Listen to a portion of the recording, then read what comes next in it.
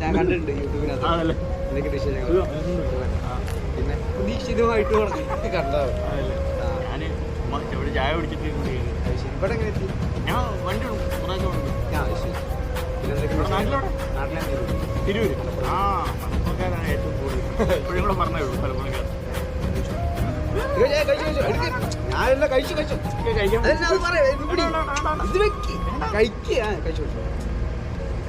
ഞാൻ വെറുതെ കണ്ടു ഇങ്ങനെ മേടിച്ച് പറഞ്ഞാണ്. അല്ലല്ല വേണ്ട വേണ്ട അവള് എന്തായാലും കണ്ടിട്ട് സന്തോഷം.